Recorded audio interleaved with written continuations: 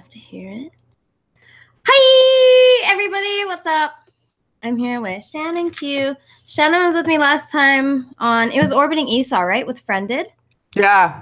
I just did a stream with him like an hour ago. Yeah. Tell me about it. What did you guys talk about? Same thing. Yeah. Anti-theism. And oh no. yeah. Why? Well, I think he felt like he and I didn't have the opportunity to go as in depth as either one of us would have liked to. Yeah. Blocked my microphone. We both had more to say to each other, I think. I'm not I haven't decompressed from it yet, so I'm not really sure how it went. Yeah. Relatively good, I think. Yeah. Did he ask you, what do you mean by anti-theism? No, he didn't. But if he had with those glasses on, I'm ready for 2018, okay? That's the perfect. These are my 2018 glasses. Okay, you know what I'm going to do? I actually am such an asshole. Right over there is my cup of tea, so I'm just gonna go grab that. No, go get it. Go get it. I'll be back. I'll be right here, drinking by myself, waiting. Hi, whoever is watching me drink by myself. Look at the chat. Is there people in chat? Oh, there are people in chat. What a dummy. All right. Hi, chat people. Yeah, say hi to them. Oh my God, 2 titties on stream. Right, I know. I'm way too covered up for this. No, me too. Don't worry about it. Who gives a fuck? So I should have known. You're from, where did you say you're from? Nova Scotia, right? Yeah, yes. Mm-hmm. So we're both Canadian, which is really awesome because, like, I don't often run into cool Canadians. Most Canadians I run into are total fucking wiener douchebags. Where are you in Canada? Like, I'm on the opposite end. I'm right in British Columbia. Oh, yeah. Okay. Yeah. Wow. Yeah, probably completely different type of people, I guess. I've never been to British Columbia, so I wouldn't know. Yeah, I'm in the Tri-City area, so, like, I don't know why I'm doing this. I'm just being an asshole. Why wouldn't yeah, you? Fuck it. First stream What reason would you not wear those?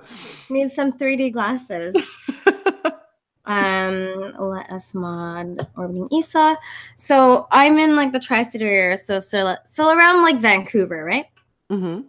And it's all right here. I mean, I think it's a little overrated. You know what I mean? But no complaints. It's nice and shit. So. Oh, okay. Are you from there originally? Yeah, I was born in Vancouver.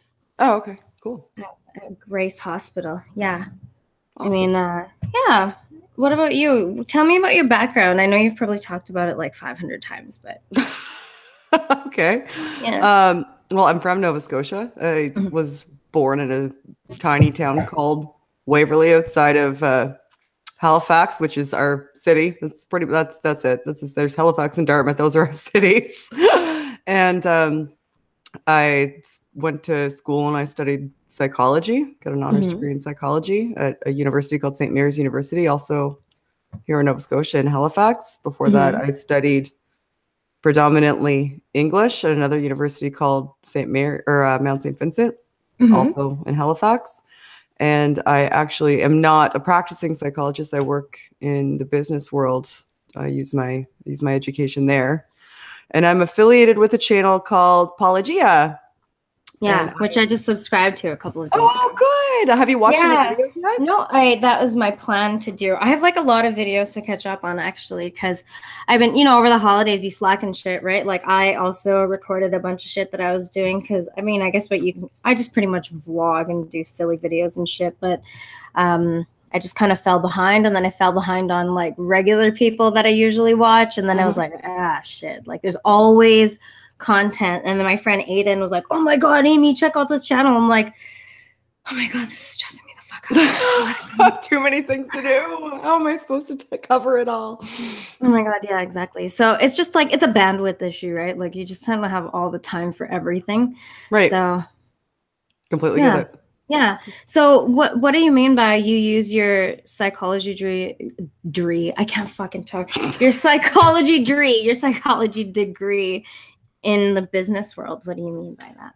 Well, my primary focus was perceptual cognition and as it pertains to communication. one-on-one communication and impression formation, actually, primarily. And I actually press information or press impression. Sorry, can you see that? Impression formation. I'm sorry. Oh, okay. No, it's me. It's me. Oh, that's okay. So I work in client retention for a large corporation. Oh, that's kind of cool. Yeah, it's fun. It's interesting. It's interesting. Yeah. I get to practice my communication skills every day. Yeah, which is kind of a huge thing, which is kind of something that I wanted to touch on you with, because like I was like, man, this girl can maybe like bring some kind of psychological perspective to the way we use language these days, and how I just find it's incredibly inaccurate. And I think that like psychological states are created by the way that we think about our thoughts, right? And if we use language that doesn't necessarily accurately depict exactly what's happening, you're like kind of inducing fucked up psychological states. Right. Because of that, right? Yeah. So it's like all this shit that's super overblown that doesn't need to be overblown, like especially when it comes to this identity bullshit. It's difficult to navigate through, because we have this issue now where people are taking language and like they're adding their own subjective meanings to it, which not only makes it difficult to communicate with one another, but it just makes it difficult to navigate through the world. So like, I mean, I don't really know where to start, but it's just an interesting topic. Is there anything of that nature that you deal with? People appropriating words. So is that kind of what you're talking about, when people take something that is a commonly used designation for something and then kind of reappropriate it so that it fits, or redefine it or reclassify it so that it can fit their narrative? Is that kind of what you're talking about? Yes, something like that. You know what I mean? Like for example, the biggest one these days is racism, right? Racism is no longer about hating people based on the color of their skin. It's about oppressive power structures. And now only white people can be racist because they're at the top of the food chain. Like that's where. Really? Oh, I must live in a.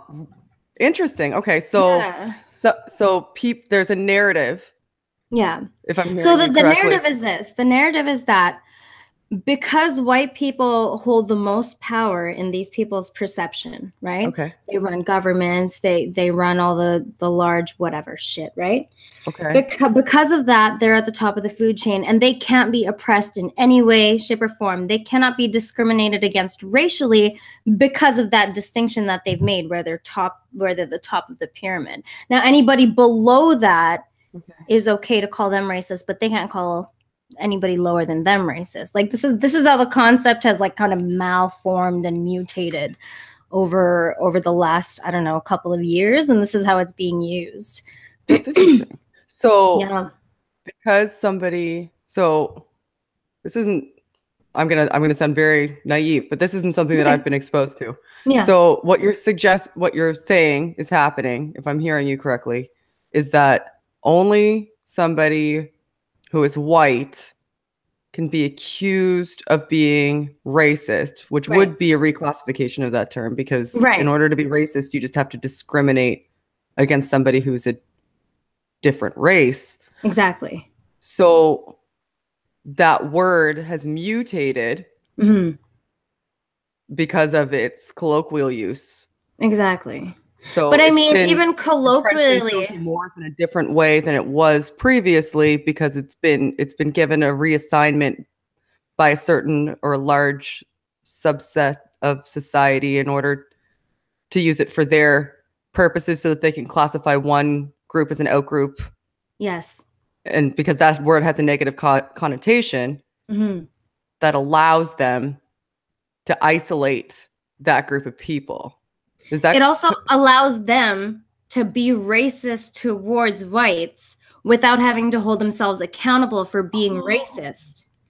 You see what I mean? Yeah. Yeah. Like this is what Black Lives Matter. Because then you're not being racist. Exactly. Because only white people can be racist. So you can say whatever you want about white people. Based on that like oppressive power structure that these people keep talking about. So it's very fucking weird, right? And it's not just that, it's a lot of things. Like I personally don't think that there should be a difference between like what a term, how a term is generally used and how it is used colloquially. I mean, shouldn't they kind of be the same thing? When you say it, how a term is generally used and how, well, language, interesting thing about language is that it's fluid. I get it, but not really. Well, words have dictionary definitions, obviously. Yes. So Yes. if you look up a word, there's an established definition for that word. The thing about people, though, is that most people don't accumulate their language from the dictionary. They accumulate it from common use. So a person doesn't, like, they go through their life and they assimilate words into their lexicon because they've heard the word used and inferred the context based on how and where and in what atmosphere they heard it being used. And how it's perceived when they use it.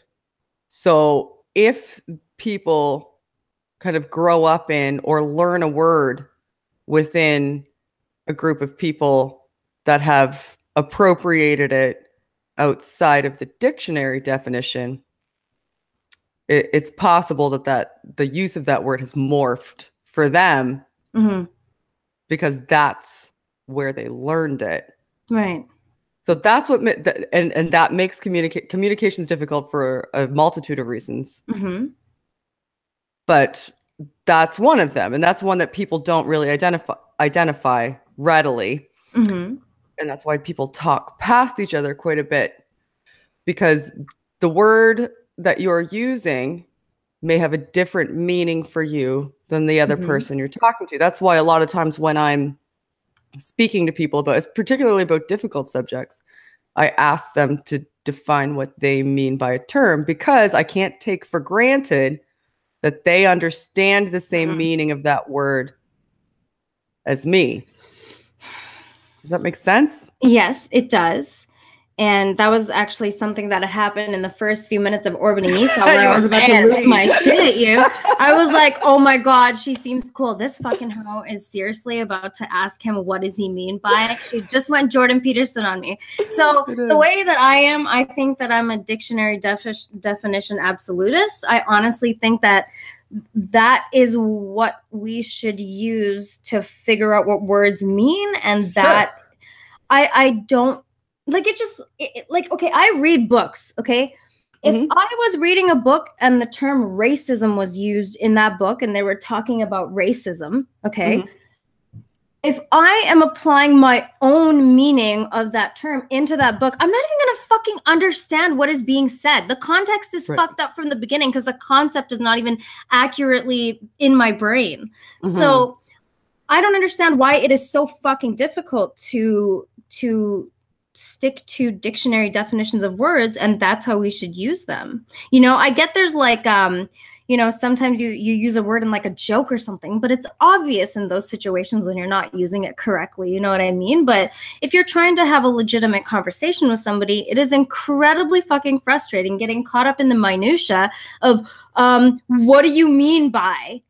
Like, what do you mean by anti-theism, Shannon? What could that possibly fucking mean? Like, how do you do that? You know what I mean? Right. It does make it difficult to have conversations because a lot of people, there's a difference for most people between meaning and connotation. So a word can have all words do have a dictionary definition if they're real words in our language, but the connotation may be different based on your individual perception.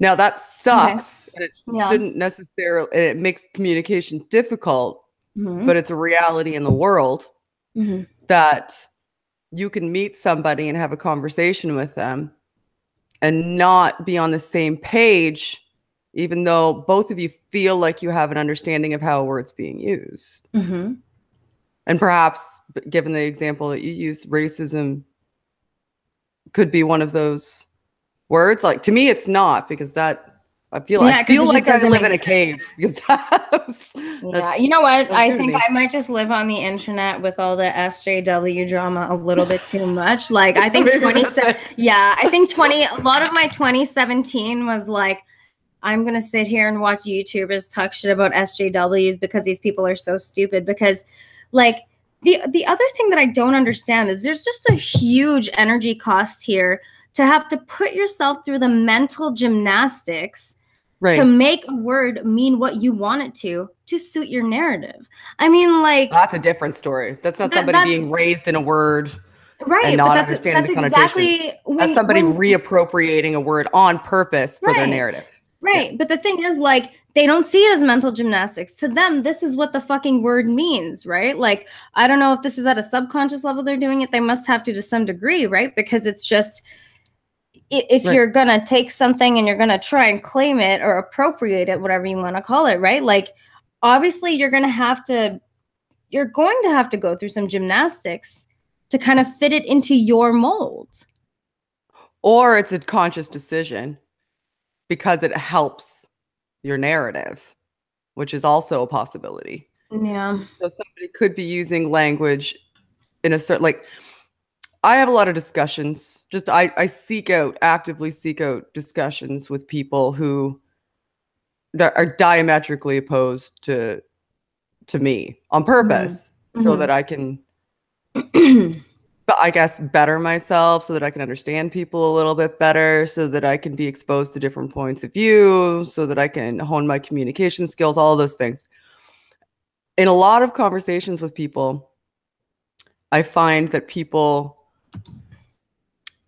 try to project what they want to project by misusing things like fallacies, by misusing the overall definition of groups of people, or trying to group you in.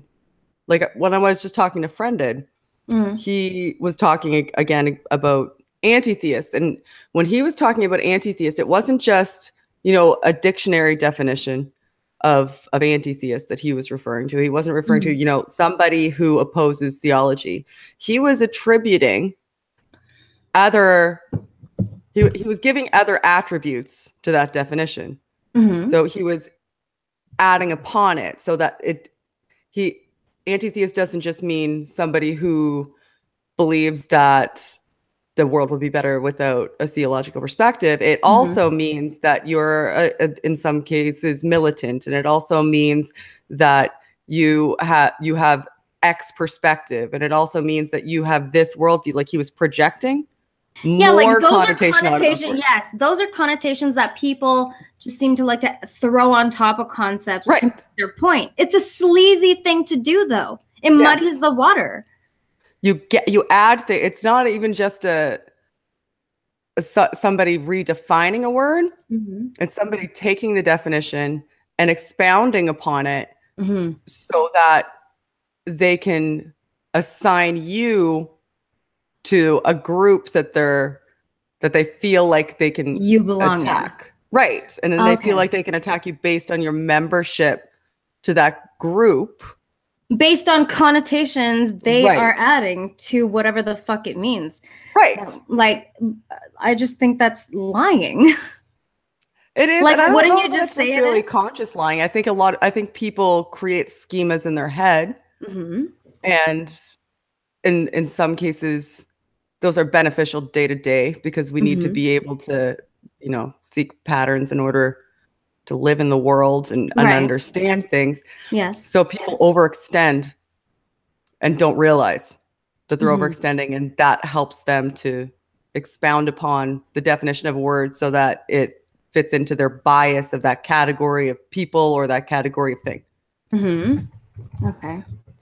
And I do understand the whole, like, I mean, of course we have to operate with schemas and shit in our mind and concepts of how shit works around us, right? But, like, at the same time, it's like, I don't know, maybe, like, I feel like we have a responsibility to kind of keep each other in check and correct each other so that we can continue making progress as a species. And at this point where we are, it seems like the only thing that's going to help us do that is to be able to adequately communicate. And we're having such a fucking difficult time with that. That's exactly why I wanted to touch on the language thing, because it's just like, if you're talking to somebody who can take a simple sentence like the sky is blue and be like, well, what do you mean? Do you mean it's like teal? Do you mean it's like baby blue? What do you mean by blue, right? Like, I don't really understand how we can move forward when we're just getting caught up in the knots of that shit. And I don't necessarily think it's like psychologically advantageous to fucking do that either. I don't know that it's psychologically advantageous.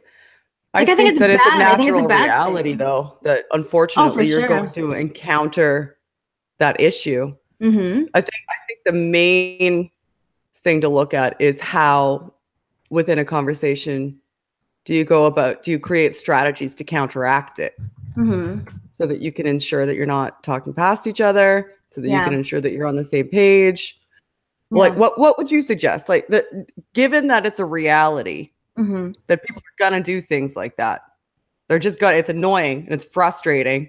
And I'm with you with, like, words have definitions. Let's talk to the topic, not talk to the person. Like, why can't we be on the same page about what this word means? Yeah, I'm with you on that. I'm trying to get past being frustrated by it so that I can create a strategy when I'm in conversations to get past it, so that the conversation can move forward. Is there a particular strategy that you employ, or something that you would suggest, or do you just, because we can't just wish it away? No, I know for sure.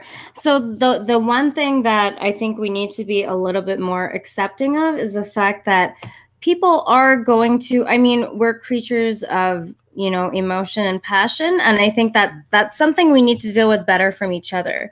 And when you're talking to someone and they get a little bit passionate or they get a little bit of a rise, you know what I mean? You should be able to kind of power through that and deal with it, unless it's getting ridiculous. Like, I just find a lot of the time, oh, look, someone has way too much emotion here. Let's dismiss them entirely because they're just a little bit too crazy, right? Yeah. And then you have someone on the total opposite end, like Sam Harris, who's calm as fuck. You could not be a clearer communicator. You just can't. He is the clearest communicator on the fucking planet. And then people are like, well, he doesn't have enough emotion. And he like, I think he's just full of shit. He's so cold. He's so this. It's like we attach, like, we don't even listen to the words. We're really bad at discerning, like, the difference between an actual emotional outburst and like when somebody's actually trying to make legitimate points. We need to get past that, I think. And secondly, like, I don't know how to, you have to be someone who's easy to talk to. I think the remedy is always more conversation, and I think it's going to get better before it gets worse, but it's still a very difficult thing. You have to just go through having conversations with people that you don't want to have conversations with. That's the only way you're going to get used to it. Exactly. I agree with that, right? Like, I think it's incredibly useful. Like, and I'm sure you'll agree here, but navigating through positives and areas in which you agree upon, that's fucking easy. It doesn't require energy. But navigating through difficulty, disagreements, like all the emotional shit and baggage that we all have, like, that's the shit we need to get better at. And that's the shit we seem to want to avoid at all costs, no matter what it is, whether it's in a fucking relationship with your girlfriend or boyfriend, whether it's with your parents, whether it's with a teacher, whether it's with who the fuck ever. Like, you need to be able to maneuver yourself through those conversations as easily as possible. And we're just never going to get there unless we practice. And I feel like a lot of people run from that shit. They'd rather just avoid it. They don't want to deal with their own bullshit. And it just gets left. And then everything crashes and burns at the end. And it's just like, well, here we are. Like, yeah, I think people like to get insulated in their own ideas. Yeah. And I think that's dangerous. Yeah. I think that people like to seek out groups of people and conversations that reinforce things that they already believe. Yeah. And that's a dangerous thing. And what you said about Sam Harris too is interesting, because I think that part of the reason he's cold and calculated is because he has to think a lot about what he's communicating, because he does talk a lot about controversial subject matter, and he has to make sure that he's very calculated in what he says. Yeah. And people are used to casual conversation where there's a give and take, and there's some humor and there's some slang, and he's very meticulous about thinking about what he's about to say so that he can ensure that the message that he's attempting to get across is done accurately. Yeah, but here's the problem, accessible to the most amount of people. So I can see why people might find that, I don't know, some people might find it boring. I find it fascinating. I love his waking up podcast. I think he's one of the best people to listen to talk, even if you disagree with them. Yeah, he's the love of my life, Sam Harris. But like the thing that I have extreme difficulty with. His wife's gonna be mad. He's so fucking pretty. Oh my god, cute. They're so beautiful, those two. The thing that so with Sam Harris in particular. Now here's an example that just popped into my head. Sure. So he's very clear, right? So there are these two concepts. There's religion and there's race.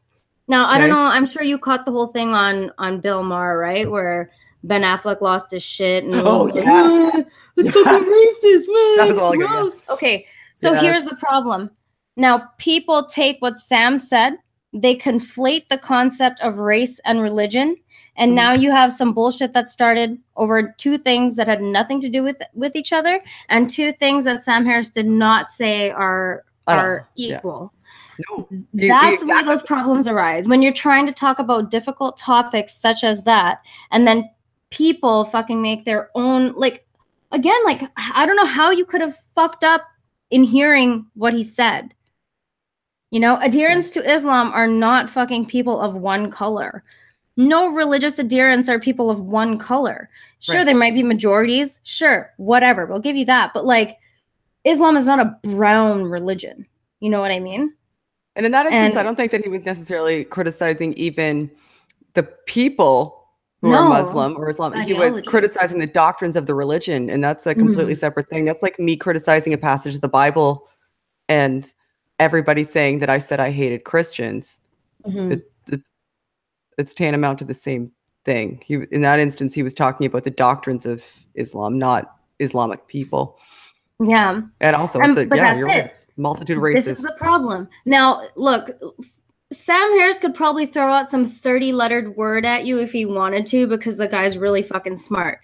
Sure. But he speaks in the simplest terms. He's very clear. Now, if you have somebody like that who still fucking gets misconstrued, how do you remedy that problem? I sometimes I feel like people just don't want to understand, they just have an emotional reaction to one word, and then it just completely fucking demolishes their ability to understand the rest of what is being said. Fuck context, right? If you don't get the context, you can't operate within any kind of conversation in a useful way, especially a conversation like that, or any conversation about something that's controversial and requires talking about. And people exist within the constraints and the confines of a society where if you bring up controversial ideas or scrutinize a group of people or a religion,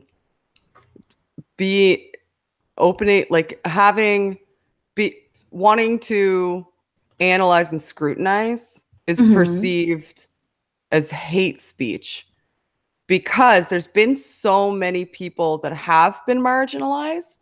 And we're all, I think, as a society, so afraid of having that happen again, and so just gun shy that that the spark that could ignite it potentially is seen as dangerous, and people react viscerally instead of logically. Does that make sense? Yeah, absolutely. But that's the problem, right? That's the problem in most of these controversial conversations, is that, and I'm not innocent. I'm not innocent here. You know what I mean? I'm not saying that I'm perfect, and I get it. We all have that within us to react in an emotional way, because at the end of the day, we're stimulus response organisms. This is how we interact with our environment. So the idea is how how can we dial that back? How do we dial it back? More dialogue, Yeah. more one-on-one dialogue, more public dialogue. I think that's the best way to do it. Being able to demonstrate to people that you can have difficult conversations without it being an attack on any individual or group of people. That you can, like, conversations like this one where people try to figure out how to best go about doing it, continuing to have dialogues, just dialogue in general. I can't say dialogue enough. Talking to as diverse a group of people as you can about as many different topics as you can, finding a voice that allows you to reach the most people in a way that is palatable to those people, and demonstrating to people, I think, that you can discuss ideas without it being an attack on an individual or a group. Because that's where the conflation is, I think, is that if you discuss an idea that's affiliated with an individual or a group, the discussion or critique of that idea is interpreted as an attack on that group, because that group in some way, shape, or form identifies with that idea and they're afraid of being marginalized. Yeah. So you need to demonstrate that that's not going to be the case. Yeah. And it's like, the other thing that I'm noticing too is like, you kind of have to start within your own circles. Like, if you can't talk about topics you disagree on with your friends and your family and people who are close to you, you think you're going to have much success out there? No, God, no. That's what I'm saying. And like, people avoid all this shit. Okay, so let's just dial it back from social issues. Let's just talk about, like, you know, group cohesion, building a group of people around you that you can, like, I mean, I have friends that I don't necessarily agree with about everything, and that's okay, that's cool. But like, the minute that disagreement starts to become something that destroys the relationship, that's not good. You know what I mean? A disagreement, unless it's something over something very fundamental, should not destroy relationships. But it seems to, mainly because we're very bad at just handling ourselves emotionally through those conversations, because they're difficult, right? They're people you care about, you love them, you don't want it to go wrong. But the fact is, it is going to go wrong sometimes. Things aren't fucking perfect. I don't know why we have this idea that everything works like a fucking movie, and like, you're going to wake up in the morning and life's going to be fucking great today. Like, no, you're probably going to get into a fight with your fucking boyfriend over some stupid shit, you know, and like, there's going to be some yelling matches and shit, and then like, you're going to leave. Like, I don't get it, because I've been this person too myself, where I was just mad about something. I didn't know it at the time. You take it out on another person, and then until you like break away from that and like chill out and think about it, you don't like it doesn't even occur to you. It's all like you're in the right at that time. Right. Like, how do we relinquish the need to be correct? It should never be about being correct, right? Because that you're coming at the conversation from an incorrect position, unless it's a debate to begin with. Yeah. No, I can agree with that. And I think that's a problem for a lot of people, is that they have just an incessant need to be right. That closes you off, though. It closes you, and until you can identify the fact that a lot of any position that you hold can be wrong. Any position.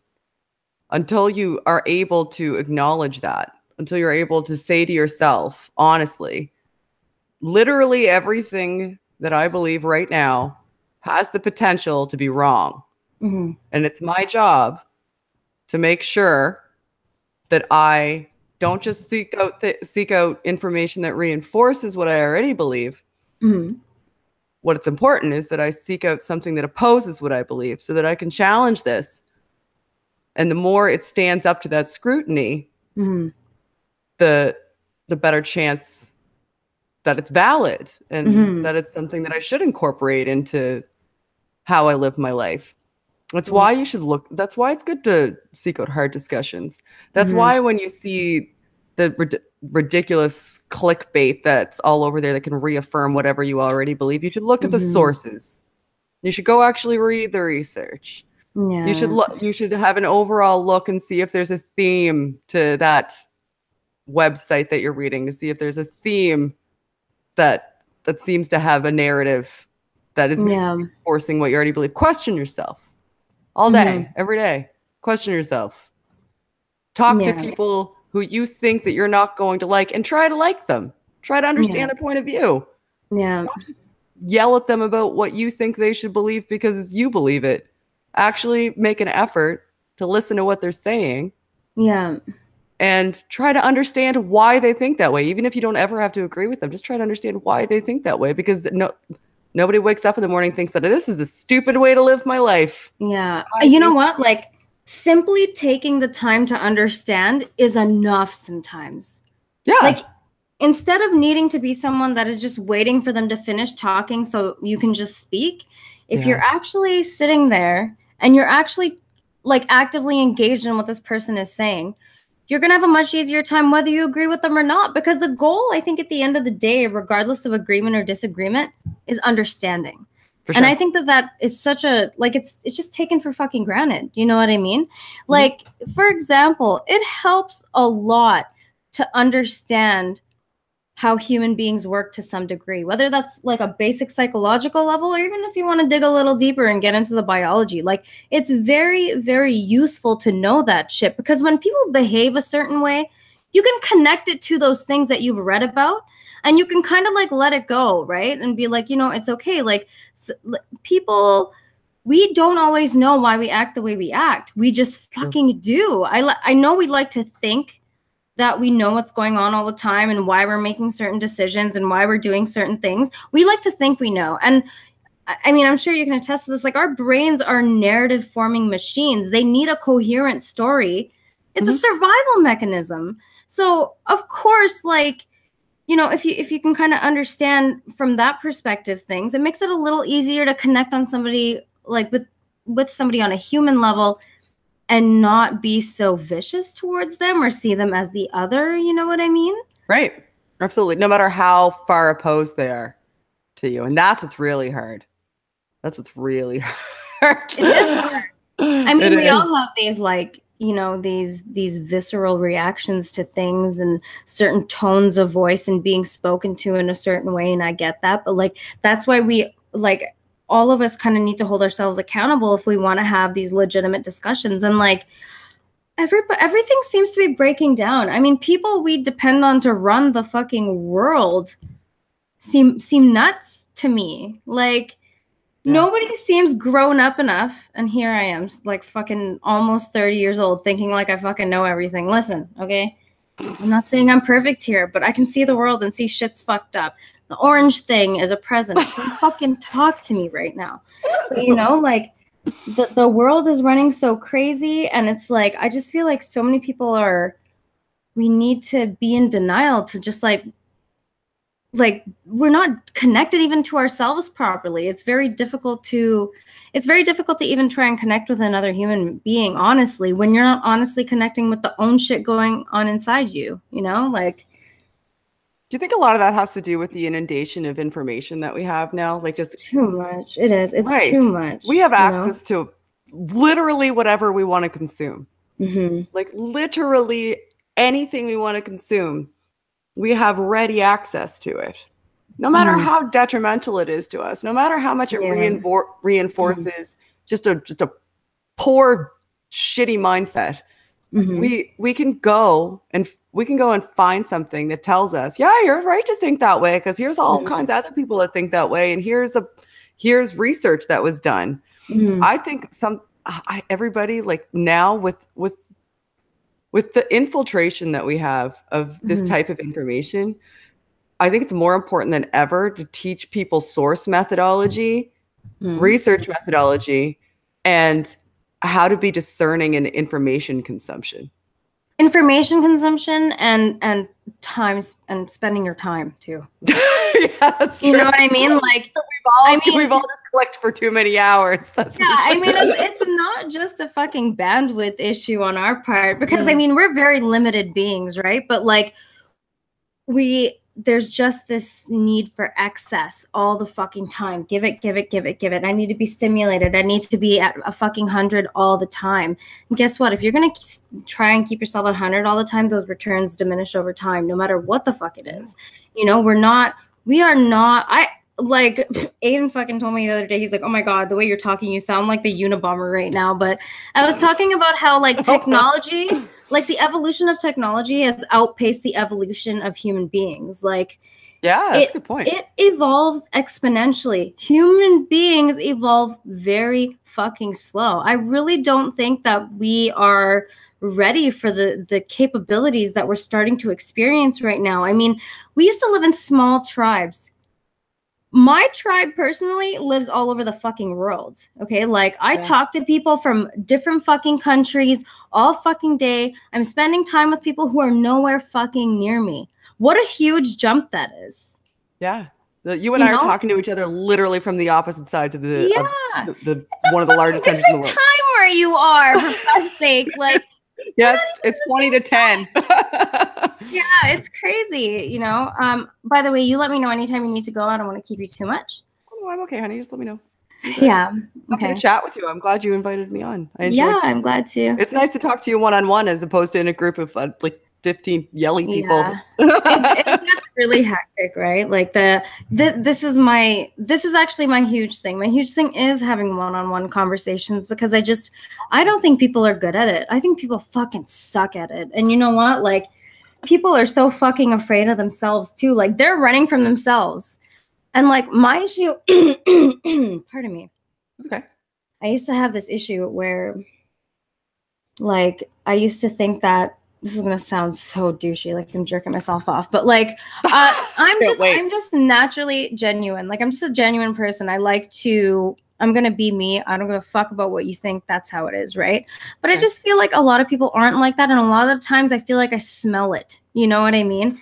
And like that. The reason I'm bringing that up is just because that's what makes me feel like people are running from their own shit.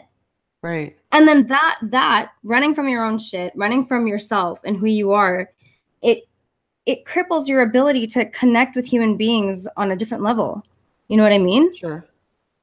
And that is kind of like a basic thing you need in order to, like, never mind navigating through difficulties. We just need to be able to connect so we can get to that next step. Do you think a lot of that has to do with the fact that nowadays everybody has to have not just a persona in their like immediate social circle, but they also kind of have to have a public persona? Literally almost everybody kind of has to have a public persona. Like, you don't know what anybody's like based on their Facebook page or their Twitter, because they always feel like they have to present the best possible version of themselves on that platform, and everybody has to have it. Yeah.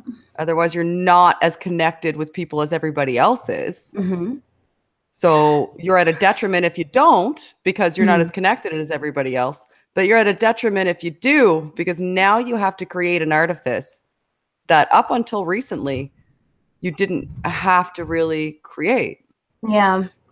You know what? I wish I understood it. I understand to a lot of people it's like I gotta like safeguard my brand or whatever. Like, their personality is a fucking brand now, and it's like, all right, whatever, do your thing. But like me, I have a hard time understanding. Listen, I'm about to post an eyebrow fucking a video where I got my eyebrows done and I got my face lasered, right? Because like, nice. I'm a brown chick, okay? Like, I have issues and like light hair right here.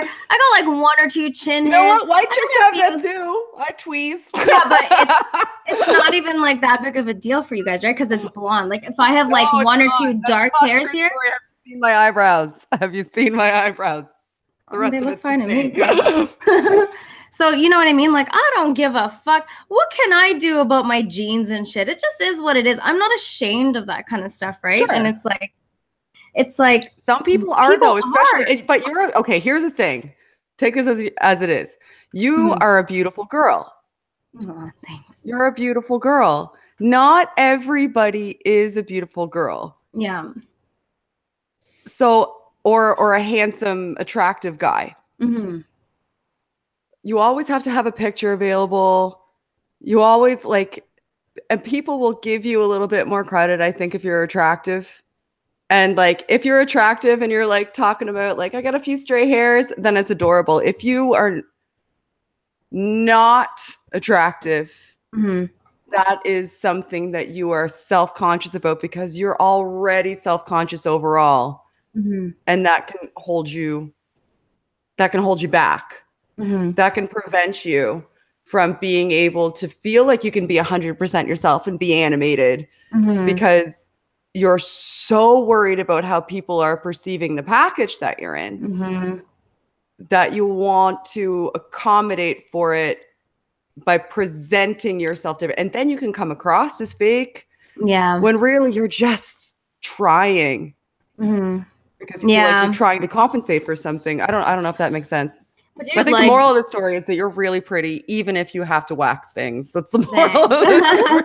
Yeah, and you know, like the other thing is like, dude, there's more important things than looks. Your looks only last so long. Yeah. You know what I mean? Like, sorry, if you think you're gonna like these people with like pristine genetics, good for them. There are those people who won the genetic lottery, and there are people who didn't. But like, it's just weird how in our minds we have this disconnect that like, oh, if I'm not pretty, I'm worthless. Like, I have no value anywhere if I'm not pretty. Sure, you may not on the sexual market, but sorry, dude. Like, this is just the ruthlessness of fucking evolution and the selfish gene and stuff, is that not all genes are meant to propagate, and not everybody is meant to be attractive, and everybody has their qualities in different areas, and you kind of have to capitalize on the things that you're good at.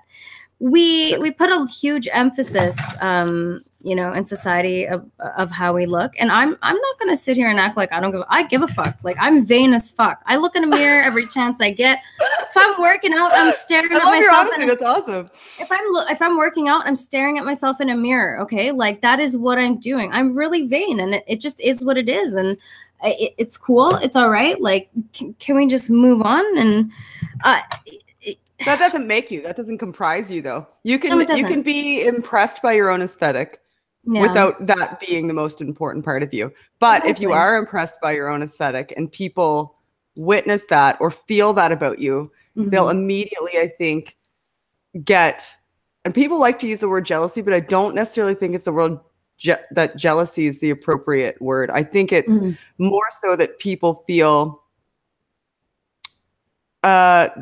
that vanity is something that means that you don't care about other people. Yeah, exactly. And it's not. Dude, I'm a fucking Care Bear, okay? Like, exactly. It's not. That's a conflation. It's a conflation that people. Yeah.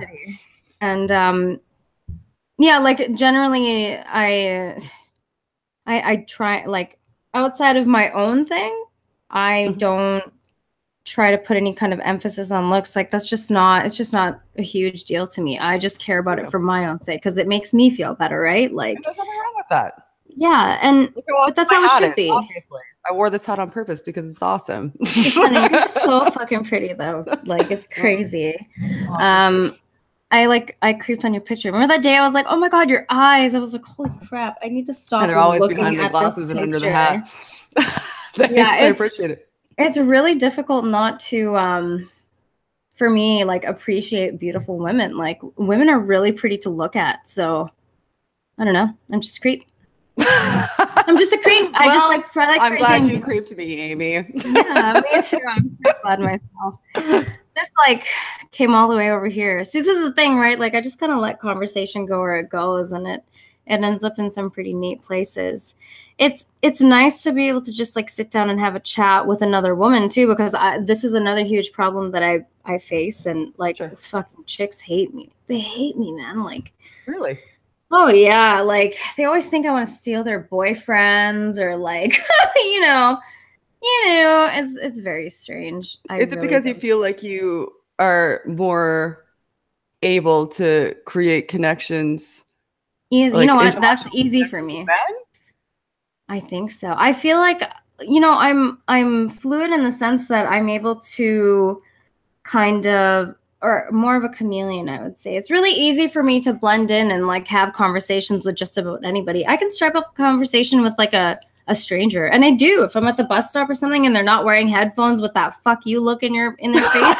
My boyfriend has that. I'm like that too sometimes. Okay. If it's like 7 in the morning and I'm heading to work or something, I have my headphones on. No, I don't want you to fucking say hi to me, dude. But like, if I just got off the gym and I'm like really hype and excited, yeah, come say hi. Like, what's up? Hey, yeah, how's your day? I don't know you, but yeah, tell me about your day. That's a good way to meet people. You never know who you're gonna come across. 9 times out of 10 it might be a dud, but you might just meet somebody that's really fascinating that way. Yeah. But you know what, Shannon? The best people are on the internet. I mean, the worst people are too. But the best the best people are really the best people. And the thing that I really like about this whole internet thing and how it's kind of like totally fucking, it just feels like the scope of communication is infinite now. Like you have so many options.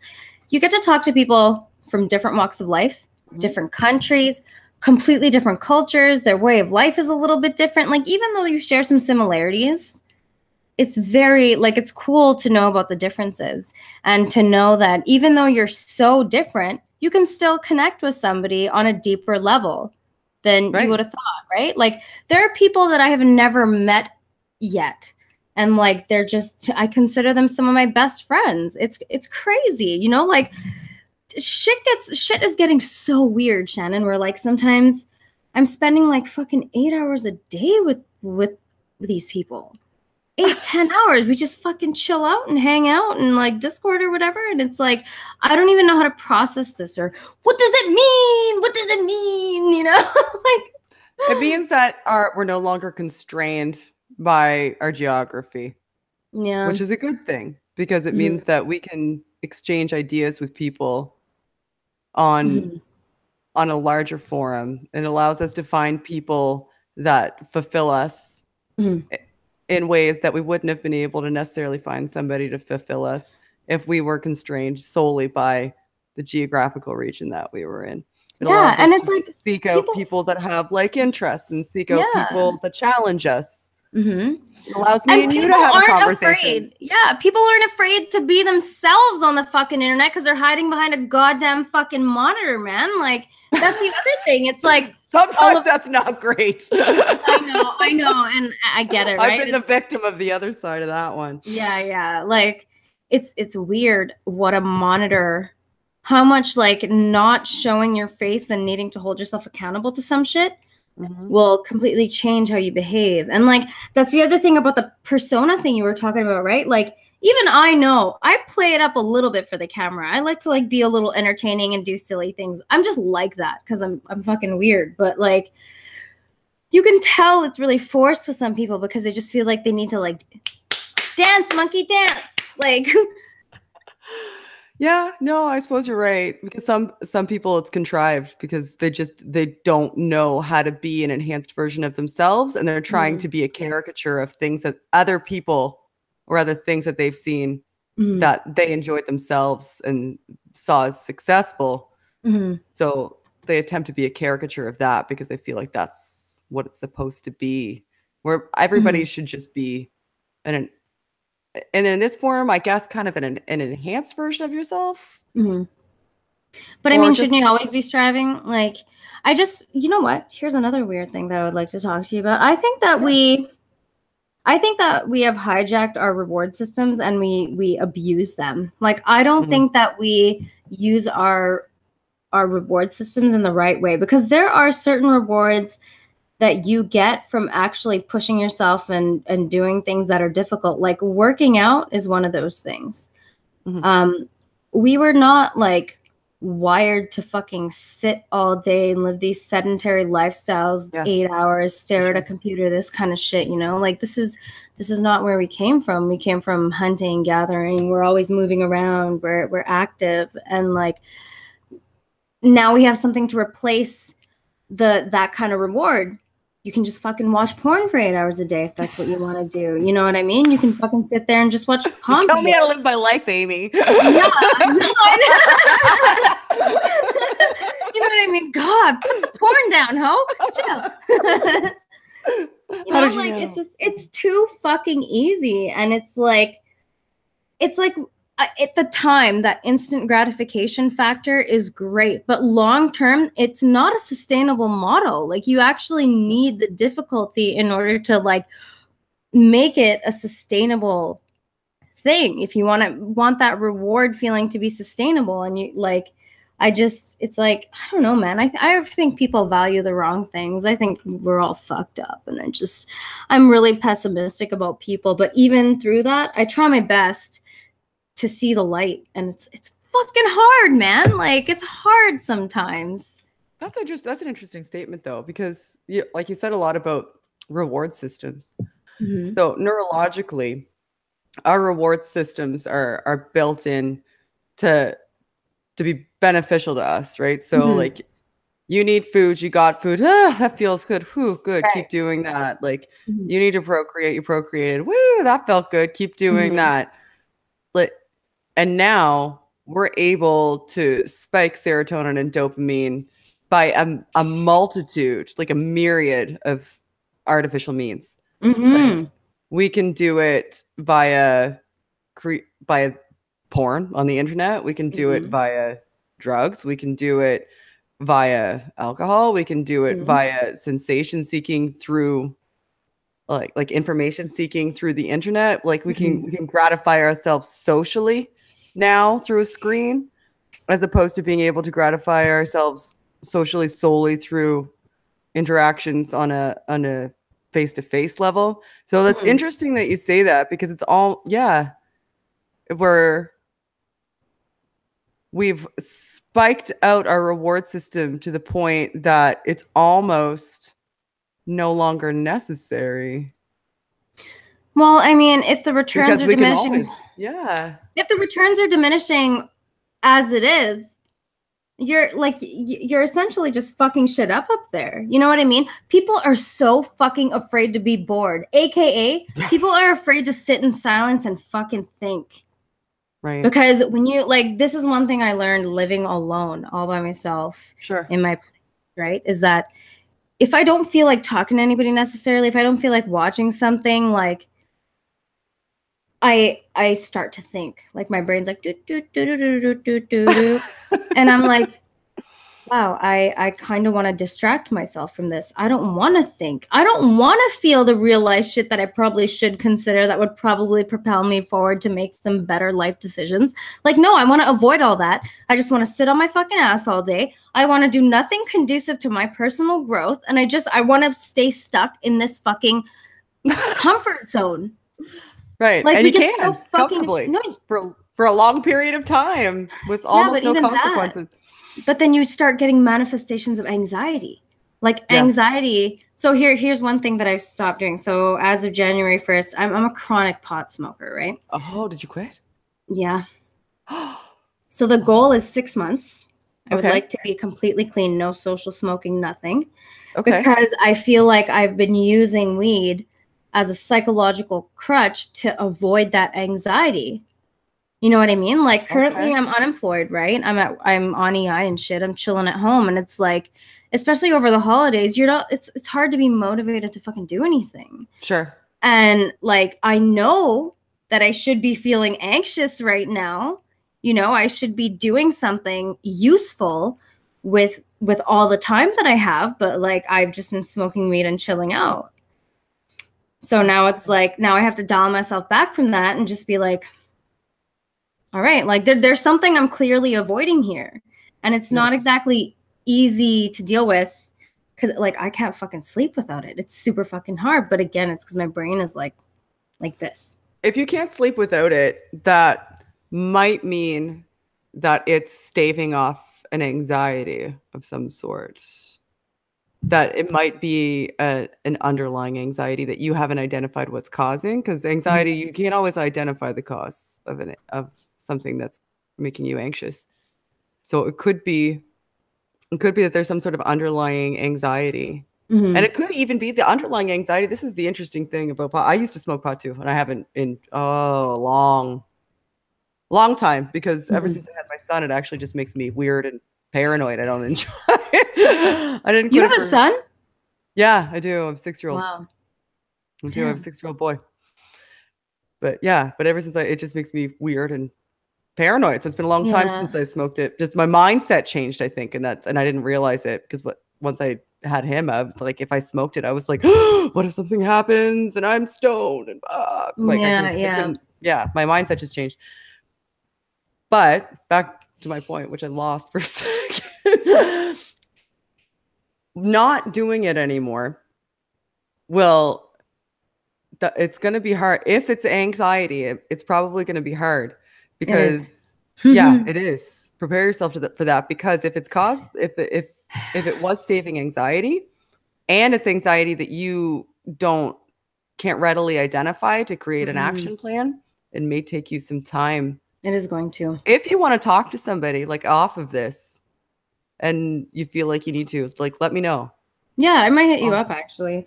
I've been I haven't really, like, I haven't got too deep into it because I myself haven't gotten the chance to think about it. Like, where I'm at right now is it's really difficult to sleep at night. Yes, since you're not sleeping anymore. So here's the deal, okay? Like, I have been it takes me about an hour and a half to fall asleep. Like, it's like I'm in the twilight zone of sleep. I'm right on the edge of REM, but I just can't hit it. And it's just like, it's like, all right, okay, all right. And then, like, I'm like, oh my God, it's 2:30. If I just fall asleep by like 3, I'll get like 7 hours. Because what I'm also trying to do is like get myself back into a sleep schedule where I'm waking up early in the morning and going to bed at a decent hour, right? So I need to be a little bit exhausted. I'm going to the gym for fucking 2 hours a day. I'm really trying to push myself to just like get my body in sync over here. And I think early or late. I've been going around like noonish. Oh, that's a good time. Yeah. Early afternoon. Yeah. So that your endorphins go down. Yeah. I'm just, whatever I can fucking do to fix it is I'm trying to do it, but it's I know that I have a psychological dependency on this shit. I know that I do. Right. So it's like, I can't be dependent on the substance forever. Yeah. I just can't. Like, I need to be able to fall asleep like a normal fucking human being. And if there's actually something wrong with me, okay, then maybe I will go back to it, because I don't want to take any kind of sleeping meds or shit, because those fuck me up. No, don't. Yeah, don't. Yeah. Don't if you can help it. Yeah, I have in the past. And like, you're like, there's been a couple times where I've just like woken up and I'm like walking outside the apartment and I'm like, why am I out here? Like, why the fuck am I outside? Like, yo, like, where am I going? I'm taking a nap, like, okay, I don't know. It's a little bit freaky. It makes me nervous, because I've been smoking pot for quite some time. I've probably been going for like 5, 6, 7 years now. Wow. Yeah, so it's fucking weird. It's weird, Shannon. Well, you made it this far. You made it this far. Yeah, I'm not complaining. I'm pretty happy, but it's just like, and then like the not sleeping thing and like getting used to that. It's just, I know you have to live with a little bit of suffering if you want to make any kind of progress. So that's just kind of the mindset I'm trying to live with here. Is there anything that generally lulls you to sleep? Like, if you read a book, like, do you have media in your bed? Like, do you use your phone? What happens, like, I could totally fall asleep to Sam Harris or Devin, funnily enough, or like I don't know who Devin is. Devin Tracy. Atheism is unstoppable. Oh, okay. I don't know. Oh, is that the kangaroo? That was kangaroo. Hell yeah, that's the kangaroo. Okay. Hell yeah, that's the kangaroo. Like, I fall asleep to some of that stuff, but what happens is, like, in the middle of the night, it'll like switch to some other shit. Like, I was falling asleep to Alan Watts for a while because I find him really soothing. Do you know who that is? No. Do you just listen? Yeah, I just listen. Oh, okay, good. Okay. Yeah, and it does kind of put me to sleep, but then I like wake up and I feel kind of weird, like I was in like some totally different dimension, and like I don't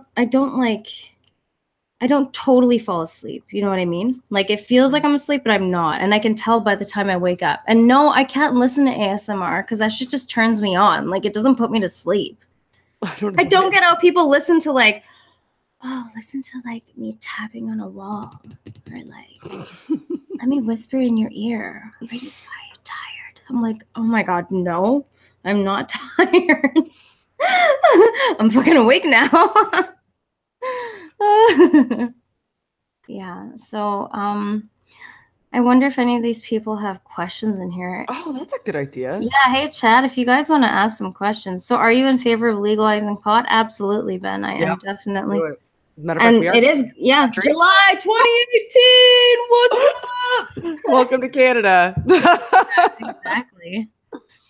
Trudeau was kind of a twat, but he did something right. Right. Yeah. I don't mind him. So have you ever just like thought to take like you've never actually done any kind of counseling or anything like that? Me? Mm-hmm. No, I've not. Nope. Is that something that you think you would be able to deal with at any point? Counseling? Mm-hmm. When I initially went to school, that's what I wanted to go into counseling. Mm-hmm. And I got pregnant while I was doing my thesis dissertation. Mm-hmm. And I had the choice between continuing on doing my master's and my PhD and my kid dramatically suffering because I was living off of a student loan with a child or entering or finishing. I did my thesis presentation 7 months pregnant and going into the business world and making a life for him using my degree that way. And it didn't seem like it was even a choice because my life's not about me anymore. It's about him now. So. Yeah, that's pretty crazy. What do you think about legalizing prostitution? I'm for. I don't see a downside. No, I don't it's either. going to happen no matter what. I think in places where it has happened, the prostitutes themselves are healthier and they have access to health care and there's less spread of diseases. There's more tax money. Do it.